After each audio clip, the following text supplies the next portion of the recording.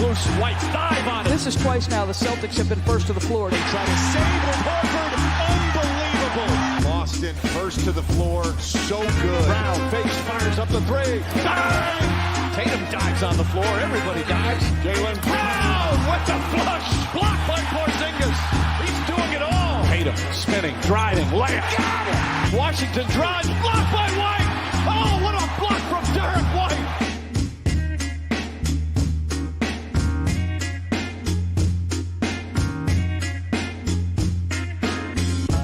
Welcome into another episode of First to the Floor. Ben Vallis here. Thank you for joining us. Hope you're doing well. On the show tonight, the much anticipated Sam Hauser deep dive, plus some news around the team, including a Derrick White brouhaha during a Colorado football game. Alongside me, as always, Wayne Spooney and Derrick White's mistress, Jake Eisenberg. Guys, how we doing? We're angry. We're mad, furious.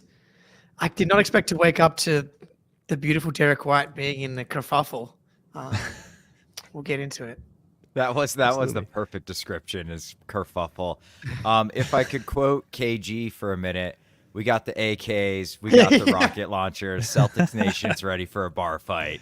That guy needs to watch his back, man. That is the wrong dude to go after. I saw that. I felt like Liam Neeson's. I was like, I have a very specific set of skills. I will be fine. I will find you, my daughter. Exactly.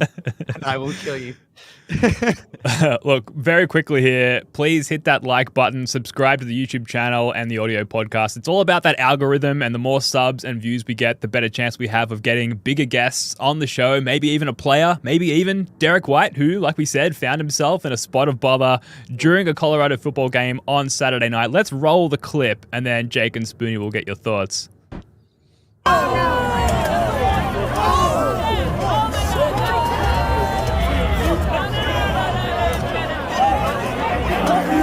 We got the slow motion here. Bam.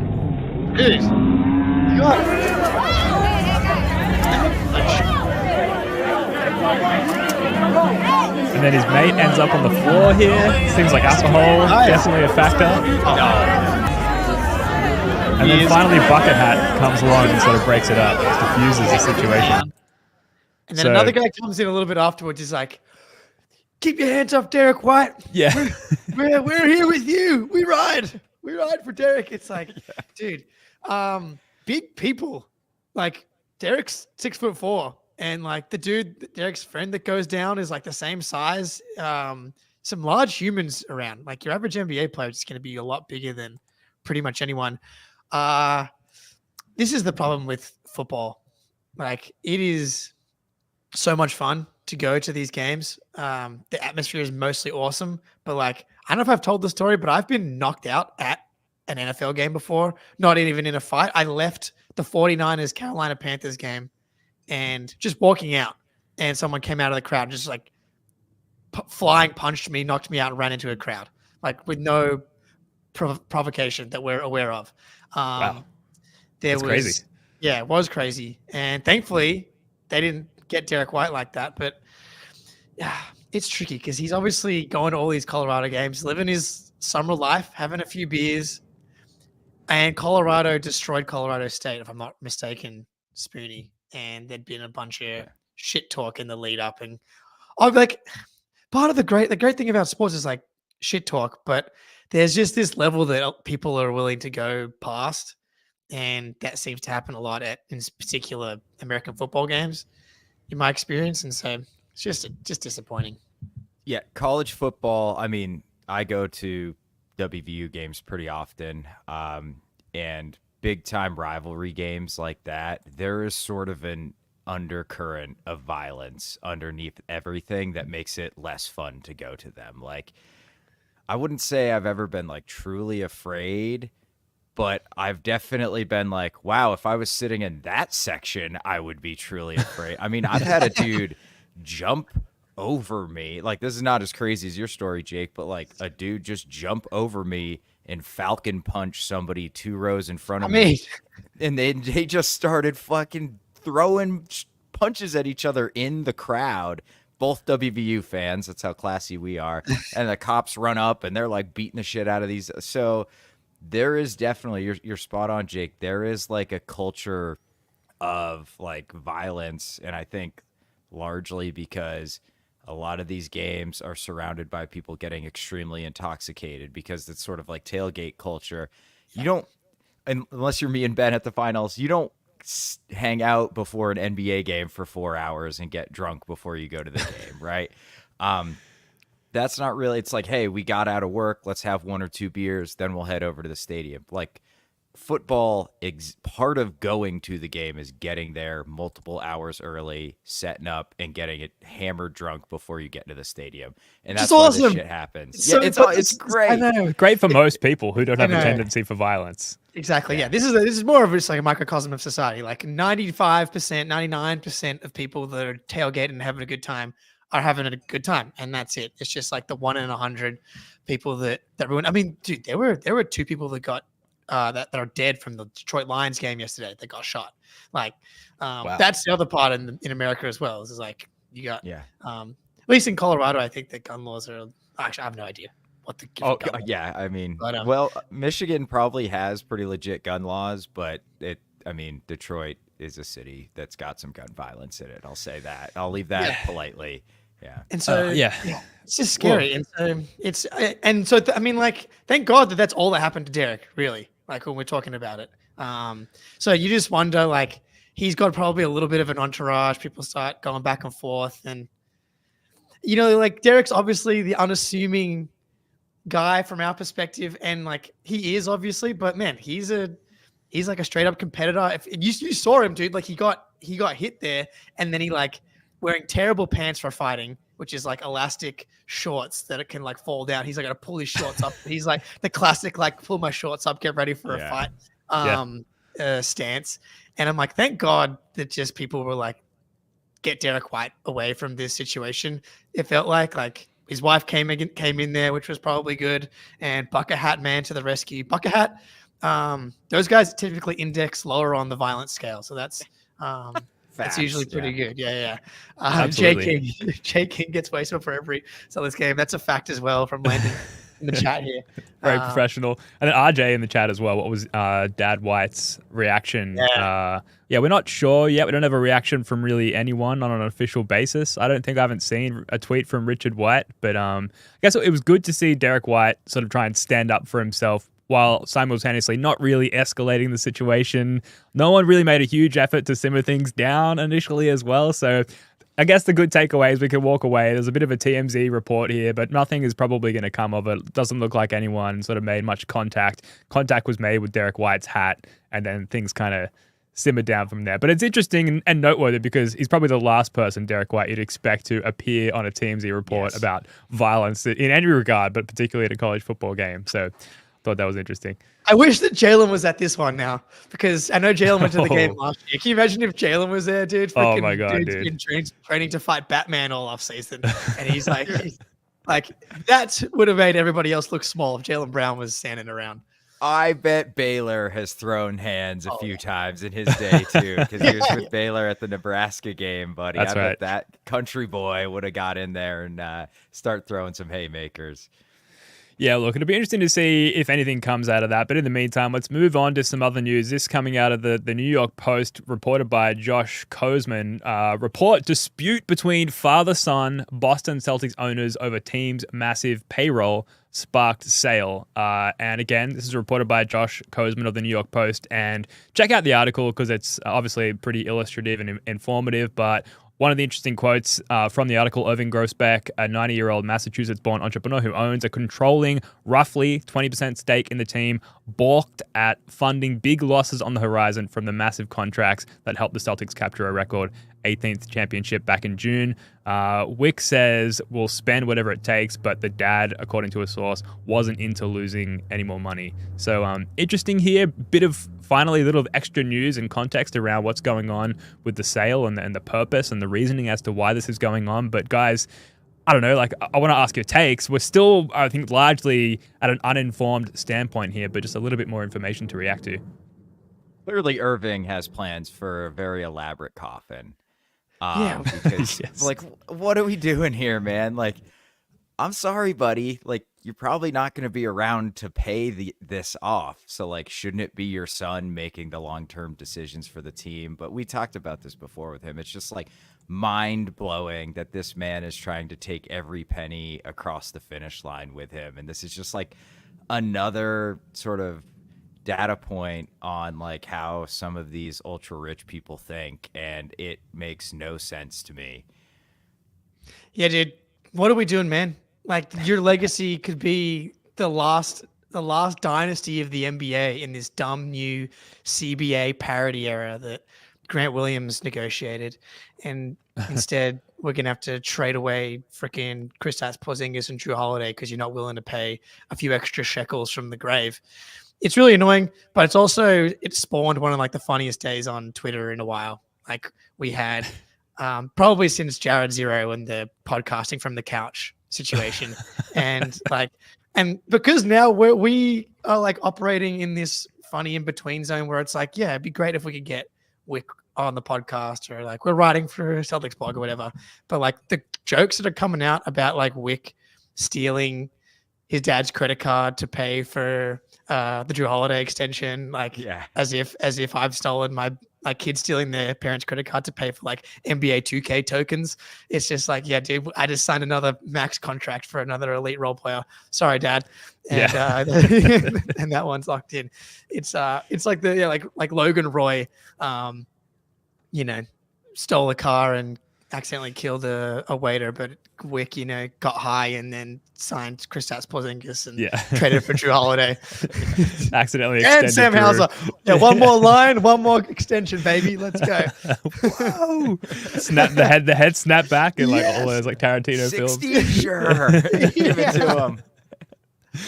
Does this make Lonnie Wick, Walker? Let's go. This makes Wick more likable, right? Just the fact that he kind of sacrificed maybe some familial relationships and cordiality by spending some of that credit there in the case of Irv Grauspec. But I don't know, like, does this speculatively devalue the franchise if there's a worry internally from the current owners that it's not a valuable asset in that it's losing money quite rapidly? Does that actually hurt the potential sale value of the team? Because surely the new TV deal solves for some of this. And the fact that they bought the team for roughly $350 million, it's now valued at approximately $6 billion.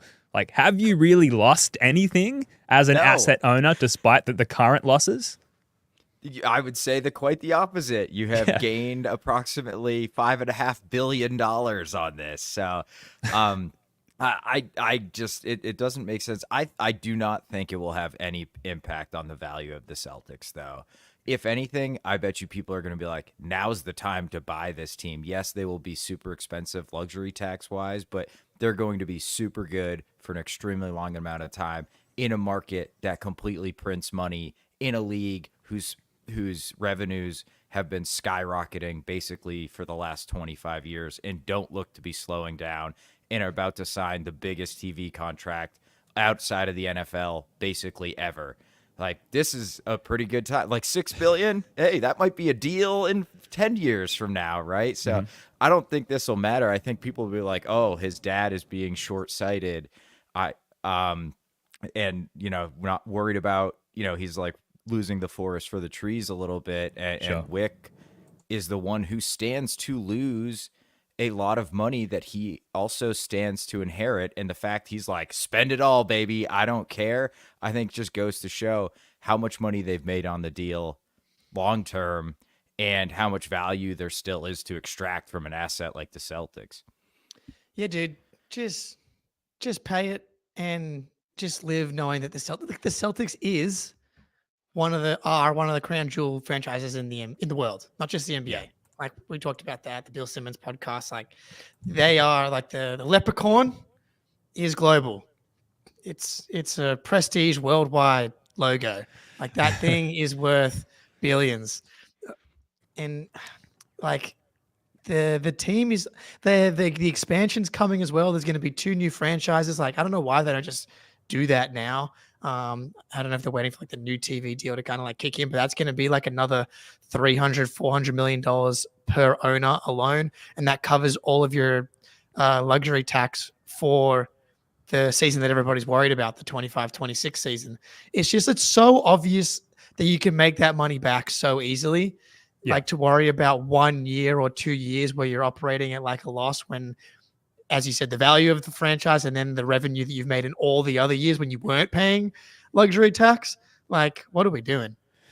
Yeah, and for expansion, like you said, the money certainly seems to be there. The talent is certainly there. And speaking of talent, when we come back, the Sam Hauser deep dive. But first, here's a word from our good friends over at Factor Meals. So about a year ago, a big cold box was delivered to my front door. It turns out my wife had decided to order Factor. It was one of the best decisions she's made. The first meal I had was like this chili mac and cheese, and I've been hooked ever since. It's absolutely delicious. Factor's fresh, never frozen meals are dietitian approved and ready to eat in just 2 minutes. So no matter how busy you are, you'll always have time to enjoy nutritious, great tasting meals. Make today the day you kickstart a new healthy routine. What are you waiting for? Treat yourself to restaurant quality meals that feature premium ingredients like filet mignon, shrimp, and blackened salmon. Keep kitchen time to a minimum. Factor meals are ready in 2 minutes. No shopping, prepping, cooking, or cleaning up. Enjoy effortless support for your lifestyle. Choose from 6 menu preferences to help you manage calories, maximize protein intake, avoid meat, which is not my selection, but some people do enjoy that, or simply eat well balanced. Head to factormeals.com/floor50 and use code FLOOR50 to get 50% off your first box plus 20% off your next month. That's code FLOOR50, floor50 at factormeals.com/floor50 to get 50% off your first box plus 20% off your next month while your subscription is active. That's high praise. Factor Meals, tried and tested by the Spoonie family, and it's got the Spoonie stamp of approval. We've got our own code there, floor50, to get 50% off that first box, and I believe 20 or 25% off your second box. So definitely check that out and use that code floor50. Let our sponsors know, that you love us, you love their products, and that we're worthy of their partnership. We'd really appreciate it. Now, the Sam Hauser deep dive. Best backup wing in the NBA? Who's to say? Maybe we'll have the answer at the end of this segment, Jake. What do you got for us? So things haven't gone perfect, but now that we've won the title in the past 7 years, you can't really have drawn it up any better. Jason Tatum, ceiling outcome, 3 first-team All-NBA selections by the time he turns 26. Jaylen Brown, hoping he turns into a productive wing, now like a surefire top 15 player in the NBA. You trade for Derrick White. Does he, find himself, go to a new level when he comes to the Boston Celtics around these guys? Turns into a fringe all-star. Is Al Horford able to, maintain his play into the twilight of his career? Yeah, he just had his 2 best shooting seasons of his career. Things have been going quite well for the Celtics, and I see no reason why that would not continue. And I think it's time to plant the flag on Sam Hauser. And I think it's Sam Hauser's time to become the role player that everybody wishes they had. Because at this point in the modern NBA, he does everything that you need to win at a high level. And we saw it in the finals for him to hold up defensively in a way that when we were talking about him at Summer League that I'm not sure we could even have comprehended. But where he's cut to today, along with being like literally one of the best shooters in the NBA, where do we go from here? I'm starting to get that feeling. Yeah, Spoonie, I'd be curious to hear your take on this, because that was my initial thoughts while I was trying to evaluate Sam Hauser for this segment. Is we love Sam Hauser. We're ready to plant our flag on Sam Hauser Island, make this the year of Sam Hauser fandom and really get behind him. We have other players to lesser success, like Walshy last year, for example. We're feeling good about getting on Hauser Island this year. But where do you think Hauser can go from here, Spoonie? We know he's very established as a great off-the-bench role player. He really put that on display in the playoffs, particularly in the finals, defending Luka Doncic and shooting the lights out. But now, where can he go from here? How can he improve? So, okay, I think I'm going to be sort of the Debbie Downer little bit in this episode, because I'm not sure Sam really has a lot of places he can go in his game from where he is right now, right? He's already 26. I was watching some of the Sam Hauser drives to the rim today and driving closeouts. It's not exactly dynamic when he puts the ball on the floor. It's almost like the defense is more confused than anything, and he kind of can use that to his advantage. But that said, he has become, I think, an even more elite shooter than he was when he entered the NBA. And that's kind of nutty because he was already almost a perfect shooter.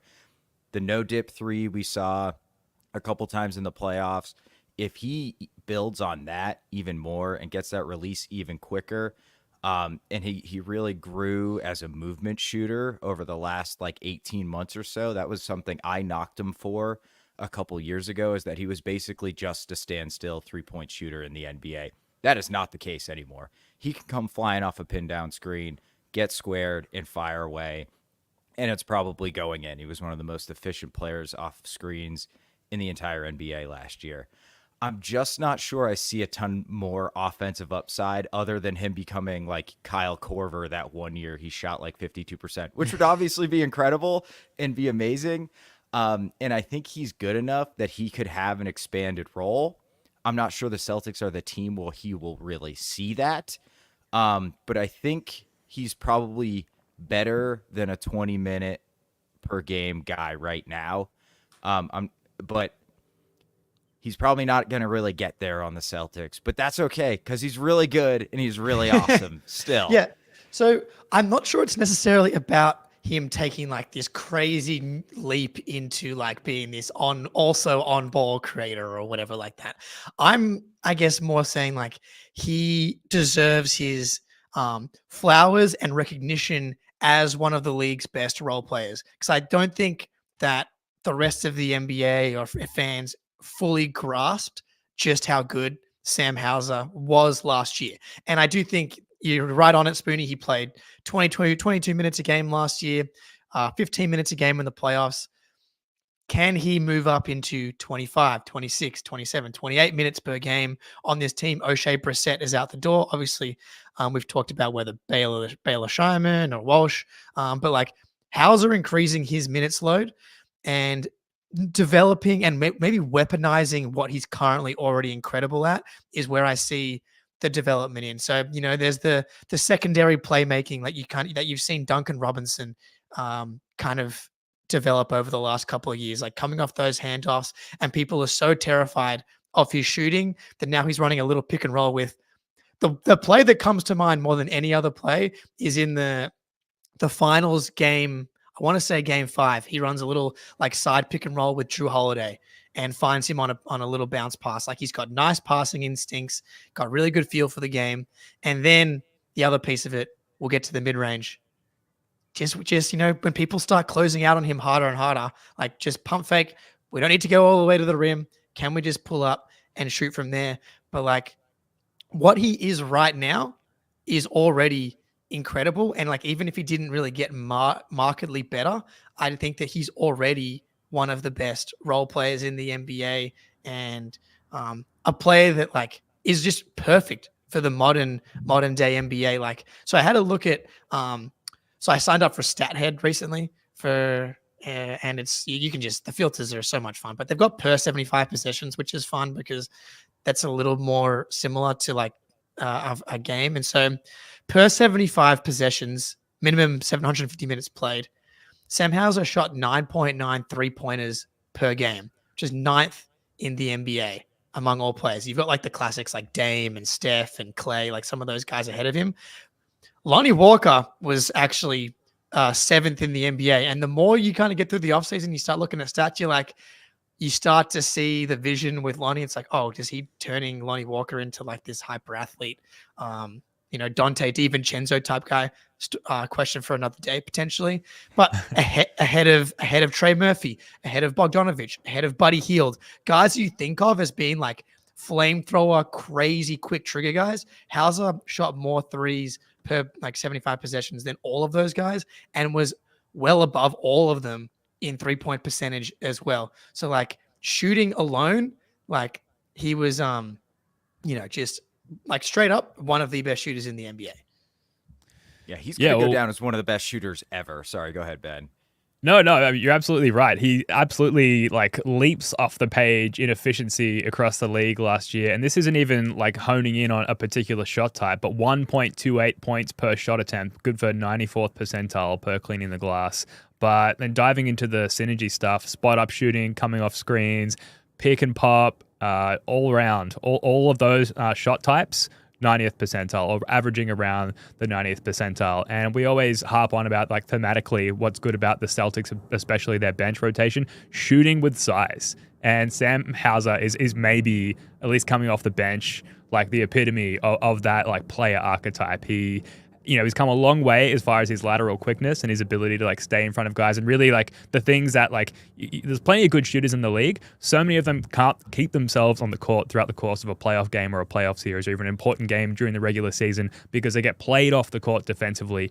And Sam Hauser's really put in the hard yards on that front to hold the value of his shooting by not giving it up on the defensive end, which is such an impressive, growth for someone of his origin story of, coming into the league undrafted and going into this year just $2 million on the cap sheet, and then his next contract starts the year after. So efficiency on all fronts, including from a financial standpoint, which I think is an awesome tidbit. But we should get to RJ's super chat here. And RJ, thanks for the super chat, man. Really appreciate it. Do you think teams will devote more film study to Sam Hauser this year that might restrict his progress some? Which I think is a really interesting alternate angle of where we were going of, can he improve? How will he improve? Could it go the other way, more to Spoonie's point, where teams are going to be more honed into what he's doing this year, Jake? Well, I think this is how players get better. Like, they move higher up the scouting report. Jason Tatum becomes the guy, and Kemba's knee kind of falls apart in the 2020 bubbles, and Tatum has to be the lead player. And it's like all of a sudden, oh my God, Tatum's like this point forward because he has no choice but to be the point forward. And so I do think that's how you get better and I do think he'll be, I'm not sure you can move him up the scouting report how much higher can you put him in the chapters that Ben's been talking about on the scouting report? Like, who are you going to put him ahead? Not Tatum, not Jalen, not KP, not Derrick, not Drew, maybe ahead of Horford. But like, okay, now he's sixth. He's the sixth chapter on the scouting report. And we'll talk about the mid-range shooting now, maybe like that's the step. If they're going to be so honed in on making sure he can't get 3-pointers off, then you just got to drive that closeout. Maybe not go all the way to the rim, but take those mid-range pull-ups. And on the year, he was 52.6% in the mid-range, 10 for 19, and in the playoffs he was 71.4%, 5 for 7. But similar to how I talked about how I want Pritchard taking like that TJ McConnell fadeaway, I have no reason to believe that Hauser wouldn't be excellent at like 1 dribble, 2 dribble, mid-range pull-ups off a closeout.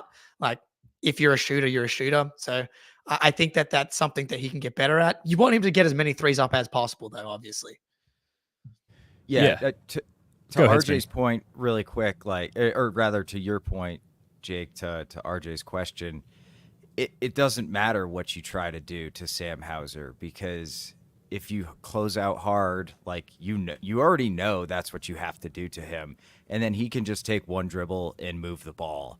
And then you're fucked because you're in rotation, and you're in rotation against the Boston Celtics. And no team has been better at destroying teams when they're in rotation than this version of the Celtics. So yeah, teams will figure out his strengths and weaknesses better. They maybe already have. That probably happened last season. It just doesn't matter with this team construction. There's just no way to stop Sam Hauser unless you want to watch the Jays go for, 60 combined against you every night. I'll take, Sam Hauser maybe not making 5 of 8 threes for a night over letting the Jays basically walk to the rim because I'm putting myself in rotation to take Sam Hauser's shot away, So I think, yeah, teams probably know what he can and cannot do, but it doesn't matter because of how this team is built. Yeah, I think my concern is the volume. And he had way more than 19 opportunities to step into mid-range jumpers last season. 19 is insane. He played 1,700 minutes. He took 1 midi per 100 minutes last year. That is an absurdly low number. So I want to kind of look at it more, but I wonder if when he pump fakes and drives the closeout. He doesn't go all the way to the rim basically ever. That's okay. He's fine with the mid-range, but I wonder if like just length in front of him deters him from even taking that shot, and then he's just got to move the ball. And that's okay because he is a good ball mover and he is really smart. He almost reminds me of like a Cornet type of passer where it's just like the correct decision made at the right time every time. But I mean, if he's not going to be willing to take them, even if it's not like a wide open mid-range jumper, and it felt like he started to a little bit. He has like a couple like fadeaways that he made that seems kind of crazy, but I just wonder if it's like kind of a confidence thing for him, or if the team's telling him not to do that. Like drive the closeout. If it's not there, move the ball and we'll try and get a 3 or get all the way to the rim. Yeah, it is pretty small sample size on those mid-range attempts. And one of the key commonalities I think we've identified in doing these player deep dives is that we've got this sort of great subset of backup bench players, Cornet and Cater, recent examples, who have identified what they're really good at, and they sort of stay within that narrow focus, and they don't really deviate outside of that. And one of the takeaways from the deep dives on those players was that that's probably where they should stay. We haven't really identified a skill set that would help them break out of that mold. With Sam Hauser, I'm not totally convinced that he shouldn't explore the mid-range side of things more. And I've got a couple of clips here which just got to put on his display from a shot versatility standpoint, as I've somehow shrunk the video here. But he's coming in here from the corner with a floater. He's pump faking the defender out of the way, pulling up at the free throw line for a mid-range jumper, splash. And then we see him in transition with the defense, crossover again, finish at the rim, oversized. Suggs. Yeah, absolutely. So, like, obviously, this is one small sample size, and those are only 3 possessions, but he has put on display some ability there, which I think differentiates him from some of the player deep dives we've done already, where it does seem like there's an additional skill set that could be uncovered here. Or am I just completely like off on stranded on Sam Hauser Island at this point? I do think that's the thing. I don't really want him taking more mid-range jump shots unless he has to. Like, I want him taking more 3-point shots. Sure. That's what I want him doing. But like, as we said, like if teams are going to be like flying out on him more and staying home on other guys, like maybe he's going to have to take more of those mid-range jumpers. But I'm not sure. Here's the thing. Looking forward past this season, past next season, in a world where Wick's dad, figures out his, password and changes his password to the Boston Celtics, cap sheet, and Wick's not able to access it and just hands out contracts whenever he wants to. There's a world where like the starting lineup is Jaylen Brown, Jason Tatum, Derrick White, Sam Hauser, and Xavier Tillman, for example. Like there's a world where I think that's very possible. And so I think leaning into what Sam Hauser can unlock and develop, like just exploring what he can develop in this upcoming season, when you've got the championship in your back pocket, I feel like it gives you a little more freedom to explore some of this stuff. And I do think you want to have one eye on the future a little bit. And I think there's potentially minutes for him to play a bit more and to explore some of this stuff. Yeah, absolutely. I mean, like, that's a great point about the title. It's like the regular season is kind of gravy for this version of the Celtics. Like, we obviously want them to take it seriously, and I don't think Joe Mazzulla is the type of guy to let them not take it seriously. But it's also when you expand your game, when you try and push the boundaries of what you can do. And I want to see Hauser, at least in the regular season, or at least some of those games. Yeah, like you said, Jake, if there's a game even where like Jalen's missing a week or something for management, or because they just want to give him a couple games off, like pump fake and put it on the deck, man. Like I have some driving stats for Sam Hauser. He was 299th in the league in total drives this year, 69 drives in 1,700 minutes. Nice. 11 players played at least 1,700 minutes and had 100 drives or fewer. 10 of them are centers, and 1 is Sam Hauser, right? So, like, do it, man. Like, maybe you're bad at it. The efficiency on the mid-range or in the restricted area may come down because he's doing it more often.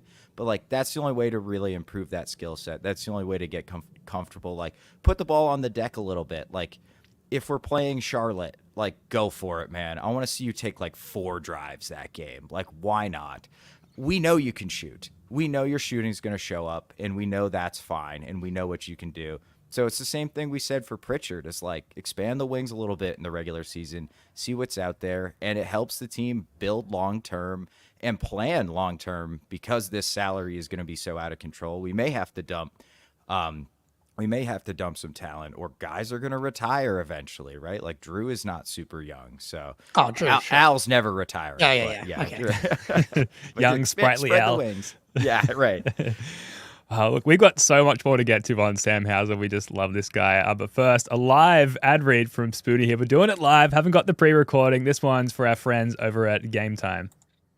Alrighty, West Virginia University football just lost an absolute heartbreaker to our biggest rival, University of Pittsburgh, on this last Saturday. That just means WVU's primed to make a comeback this season. I'll be using Game Time to go to the next WVU game and watch them make their way to the Big 12 title, hopefully.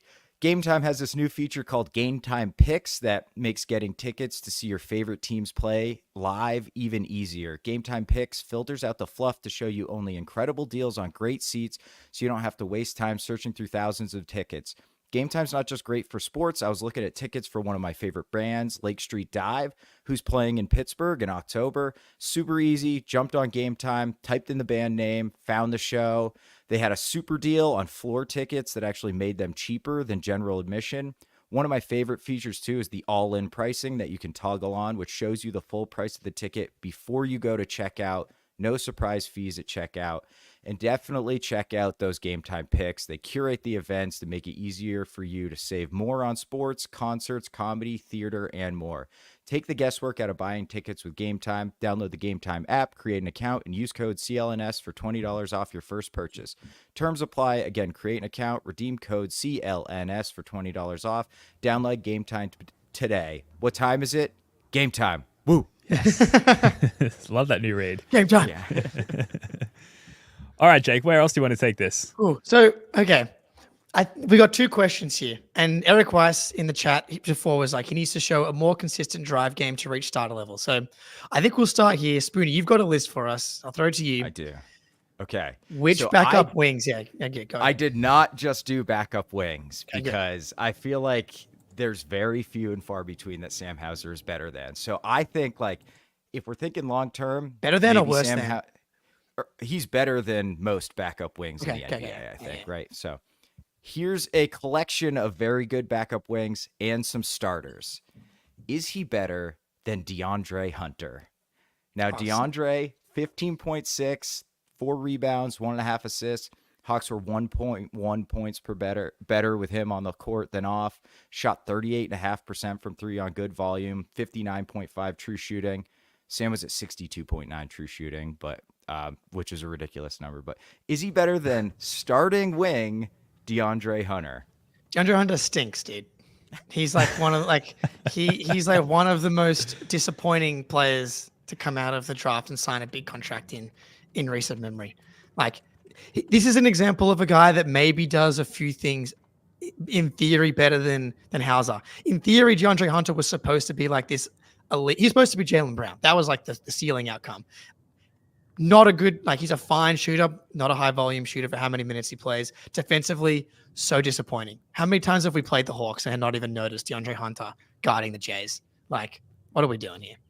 Yeah, but if Sam Hauser was guarding the Jays, how would he, like, that's also part of it too, is we are filtering through like these wings not being able to guard the Jays. Like that's like the hardest version of the test too, you know? Who can guard Luka Doncic better? DeAndre Hunter or Sam Hauser? While just cashing threes on the other end as well. That's the thing. Like, you flip it on the offensive end, like, Sam Hauser is far more valuable offensively than DeAndre Hunter. Also, do you know what DeAndre Hunter makes this year, this upcoming season? That's 21.6 mil. All right. Yeah. Okay. Yeah. But that's a lot. That's crazy. When you add that, it's not even close. Okay. When you add that, it's not even close. What I agree. Can you make a case for the opposite of that, Spoonie? Well, I think Hunter's got a more varied offensive game. He almost 60% true shooting and a dude that can put it on the floor a little bit, although I don't really trust him to do that very often. He can't really run a pick and roll either. And his shooting has come along as he's been in the NBA, like 39% on like okay volumes, not bad. He's a big wing. I think he's a better defender than the Celtics make him look. I will say that he's definitely a disappointing defender because people were talking about him like, oh, he's going to be the next Iguodala on deep. That is not the case, but he is a solid defensive big wing that averaged 15.5 points per game on good efficiency. Like that, like you hear that in a vacuum. That's probably worth $20 million, right? Can another counter, not a dog. So he's playing 29 minutes. He's like the opposite of a dog, 29 and a half minutes a game, 4 rebounds, 3.9 rebounds as a 6'8" athletic wing. Sam Hauser played 22 minutes a game and averaged 3.5 rebounds. He's a legitimately good rebounder and like a dog, and like he's like here to fucking play. DeAndre Hunter, get him off my team, dude. I agree. I'm with you. I'm with you on DeAndre Hunter. Okay. I think this is a very obvious name. You guys, I'm sure, probably knew this one's going to come up. Duncan Robinson, 13 points a game, 2.5 rebounds, 2.8 assists. And that's the big thing for Duncan that came along this year is kind of this tertiary playmaking.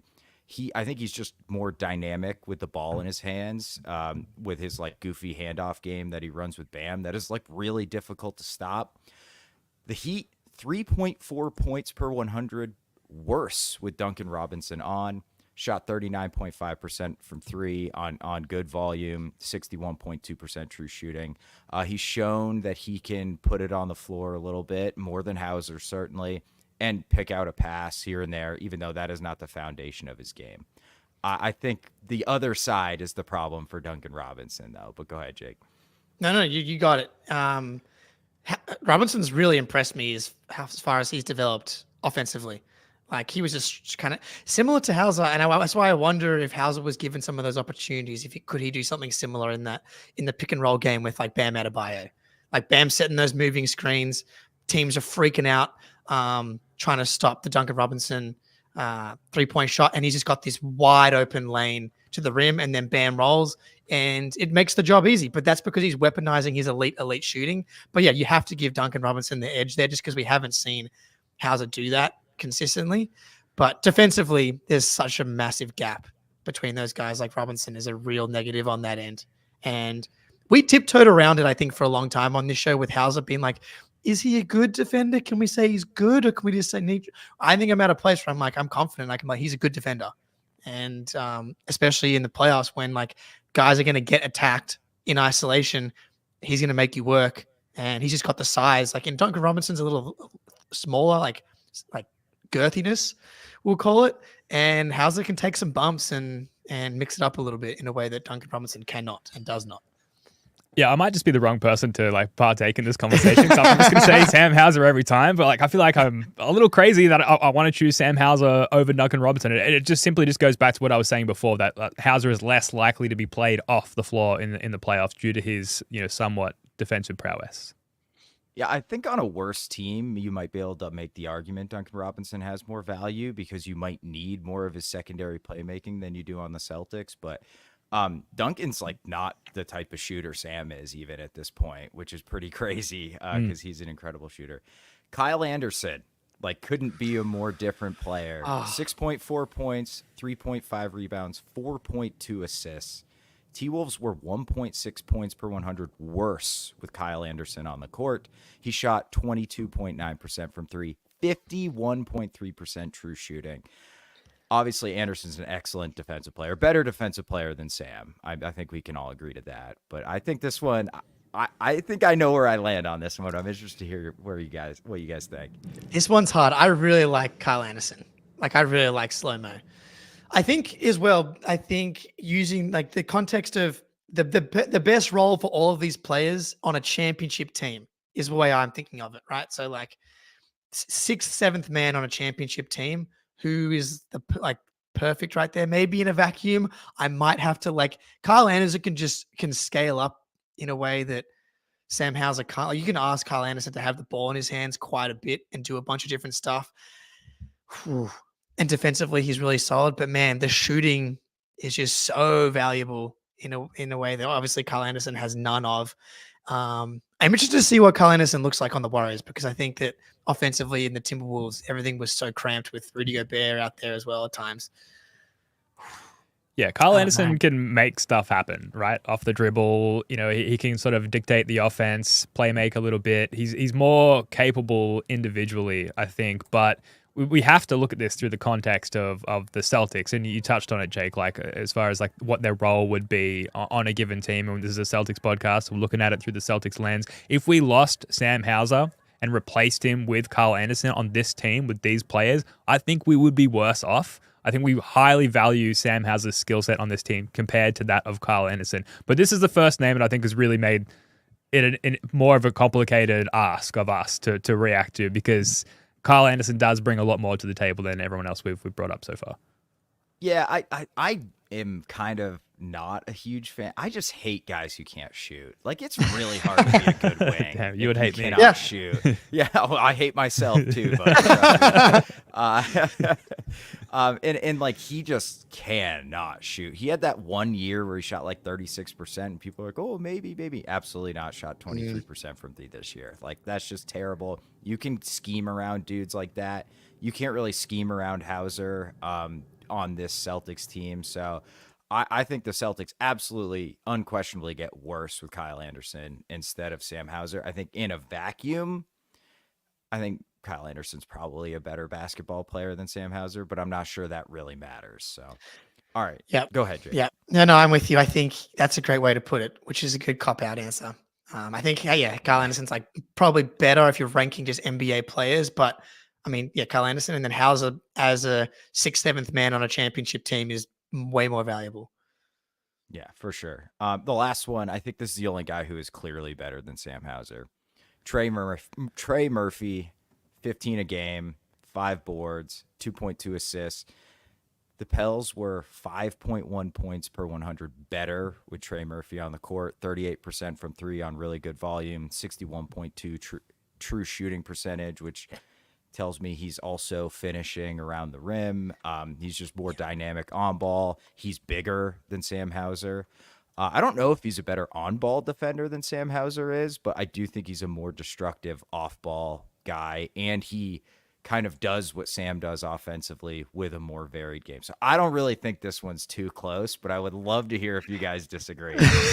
This would be my white whale when it comes to Sam Hauser this season. It's like, because like Trey Murphy is the guy that everybody loves, and for good reason, because like he's got range too. Like, he will shoot from the logo, quick trigger. Percentage wise though, what he was at, like 38%, I think, last year. 38. So. Yep. So like, and again, this is on high volume, high difficulty, but so is Sam Hauser. So like, I definitely give the shooting edge to Hauser. Defensively, this is where I'm not going to pretend like I really am incredibly well versed in Trey Murphy's like off ball ability defensively. But again, if I'm going to use my who's got a better chance of guarding Luka Doncic barometer, I'm giving the edge to Sam Hauser. I think so Trey Murphy was 77% from the restricted area this year, past season.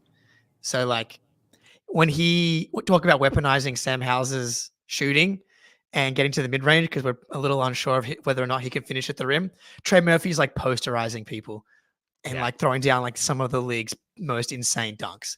And so the ability to have that athleticism coming off shooting from like 30 plus feet, that's like almost like a court warping type of offensive player. So yeah, I can't quite get there, but I'm like open to the idea if Sam Hauser can get a little of this Duncan Robinson development going, a little mid-range, like when you add that to the elite shooting and the isolation defense, which is so valuable in the playoffs, I can start to construct a case. We're not there yet, though. Let me tell you guys. I'm not going to be the person to tell you that Sam Hauser is better than Trey Murphy because I don't believe it. I can't get there as much as I would like to somehow finagle some sort of justification. Folks in the chat or in the comments later, let us know why you think Sam Hauser is better than Trey Murphy the third. If you do, is Trey Murphy going to be coming off the bench this year? Because he's certainly talent-wise. I've just been scrolling through his synergy profile as well, and defensively is really where he jumps off the page compared to Hauser. He just has a very good to excellent points per possession rating defensively across a multitude of stat categories, which is far and away different to that of Sam Hauser. As much as we love the guaranteed, if Sam Hauser puts up a three, it's going to go in sort of quality of a player, Trey Murphy is just killing Hauser in multiple facets of the game. So you can't make the case. That's where it ends. That ends the argument. Is he going to start? Who the hell knows what New Orleans is doing, man? Yeah. I don't even Daniel Tice is going to start. Yeah. I mean, he should, He's their, one of their best players. So he should be a starter, which would remove him from this category. But yeah, that's the white whale of backup wings currently that I think has the belt right now. I think we can put out the necessary good vibes to help sort of lift Hauser to that, sort of cosmically speaking. I think we have that ability. We're starting today. Maybe not doing the best job, but it's early days. Any other names you got for us, Spoonie, before we get onto some other stuff? Not really. Chat had a few interesting ones, like Lou Dort starts, but they're just opposite players. I know Lou Dort shot 39% from three this year, but that shit's fake as hell. I'm sorry. That's not real. Yeah. That was why they got screwed in the playoffs, because the Mavs were like, we don't believe that you're a real shooter. And they dared him to shoot, and they tanked their offense. Yeah, and he's an incredible defensive player, but maybe he's got a little more off the bounce than Hauser does, but I'm not sure how much of that's real either. So I think you could make it, they're complete polar opposite players in a lot of ways, because Dort's all athleticism. I think, you could make a case that Hauser's better than Lou Dort, certainly for this Celtics team. Yeah, dude. Dean Wade. Dean Wade, great player, underrated player. He's better than he's the actualized version of Dean Wade. Yeah. Dean Wade's more of a bruising wing. He just big. It looks like he should be just an elite shooter for something, this way that he looks. Can't imagine why. Yeah. and so you get a little typecast, but he's kind of more like a dirty work type wing, which is what the Cavs were really missing, honestly, in that playoff series. But that's a good one. But yeah, Spoon, if you don't have any other ones that jump off the page, an interesting one I threw out to Twitter is how many teams is Sam Hauser starting for? And a lot of these backup, Trey Murphy would be starting on a lot of these teams as well. Who's starting for the Nuggets? Christian Brown or Sam Hauser? Hauser. Is Brown a little sort of quicker, quick-footed, better lateral quickness, can get around? One of the major weaknesses on Hauser, at least defensively, is he gets caught up on screens and handoffs. Can Christian Brown handle himself better in that sense? Maybe start over Hauser? Or am I overthinking? Christian Brown's a better defensive player. I think that's pretty easy. Hauser's got more size defensively to hold up in maybe some bigger matchups, but offensively, especially going into this next season where they don't have KCP anymore, the Nuggets were last in 3-point attempts last year, and that's something that they at some point is not going to be tenable, especially when you lose KCP. I think Sam Hauser on a Jokic offense would be just absurd. It would be completely unfair. You talk about running the handoff game. Jokic would have Hauser running the most insane stuff and popping for three. It would be a no-brainer. So Nuggets is easy for me. Bucks, is he not starting over Gary Trent or because that's basically who it's going to be, right? So I have a confession to make. I'm a Gary Trent guy. I think he's good. Yeah, I like him too. Yeah, so I think his shot he kind of lost his shot a little bit last year. I might be just making that up. He was on the Raptors, so who cares? He shot 39% on 6 attempts a game, so his shot didn't go anywhere. He looked disengaged defensively last season, but I think he's a better defensive player than he showed last year.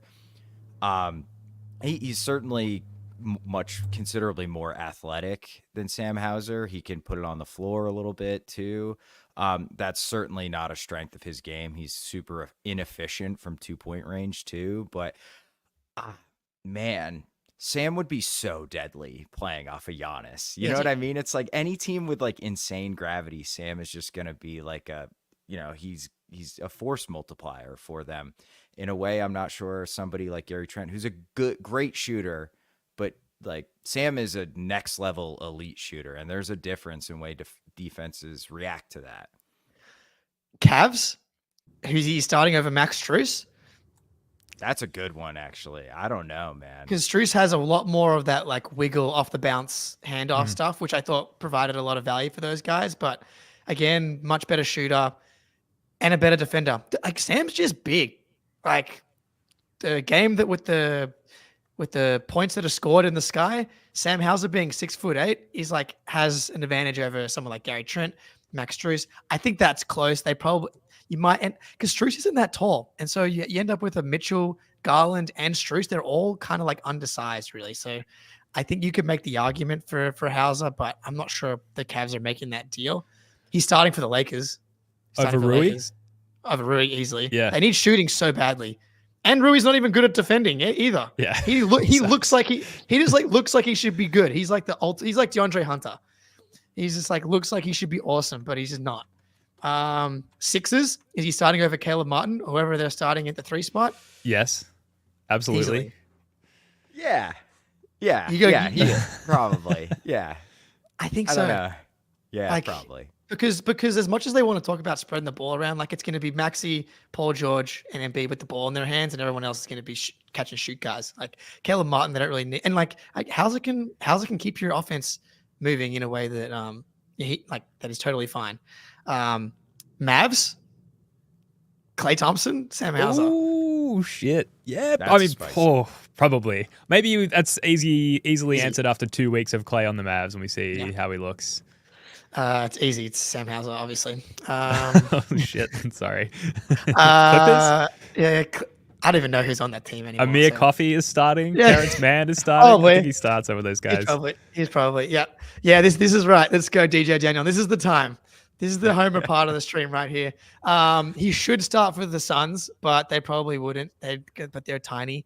The Grizzlies, that's a tricky one because it's probably Marcus, Bane, Jaren Jackson Jr., Edie, but they desperately need shooting. And I feel like he might actually work his way into like one of their best lineups.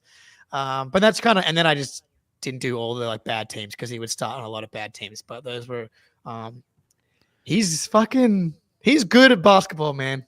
Would he start over Keldon Johnson on the Spurs, given what they need? I don't think so. I don't even know. Keldon's That's one of really good. Come Yeah, it's on, one of those. right? I just thought I'd put it out there, slide All right, the note fair under the enough, door, see if I get an answer. Would he start over Neesmith? Oh man, he would shoot so many threes. I mean, Neesmith shot 45% from 3 last year. If that's real, Did he really? yeah. Yeah. Did he? Didn't Did he feel end like up it. maintaining that to the end? It was something crazy like that. It was something really good. So if he's able to maintain that, that's probably 42. we didn't. Okay, yeah. Like if that's real, then yeah, that's that. Michael Spitzer. I'm pretty sure you're actually the one who put it in my Twitter comments. Is how many teams does Hauser start on, and which led to this. So thank you for that. But Every team but the Celtics. Every We're yeah. the only team good enough he can't start for. Yeah, Thunder obviously over Lou Dort, maybe Jalen Williams as well. Like, Can we get to this as well? Because this guy, Sam Hauser, it's nickname city over here. We got House Money, House Party, House Arrest, House Trap, Slam Hauser, Sammy Buckets. Can we say he's making a house call, like coming off the bench? Sure. At House of Pain as well, which I don't think he's hit he hit someone with a really hard screen yet, but we're waiting on House of Pain if that does happen. Right. Folks in the chat, let us know which nickname you want us to incept into Drew Carter's mind on the podcast before the season starts. let's go. I mean, Sammy Buckets is probably the one I just like use the most when I'm like watching the games, but House Trap might be my favorite. I do like House Arrest. Yeah. I'm partial to House Money just because I feel like Joe, our compatriot in podcasting, came up with it. He was at least first to it, I think. Mm-hmm. So I feel like he came partial with to all of that them. one. Yeah. All right. Before we go though, I also wanted to compare Hauser to 6th/7th men on championship teams of years past, and I think like his perfect comp is kind of like Danny Green. from the Lakers, the Spurs, and the Raptors. Danny Green played a lot more minutes on those teams, but he was like 8 points a game for the Lakers, 7 points a game for the Spurs, 9 points a game for the Spurs, 8 points a game for the Lakers. Hauser was like 5-6 points a game for the Celtics and only 15 minutes.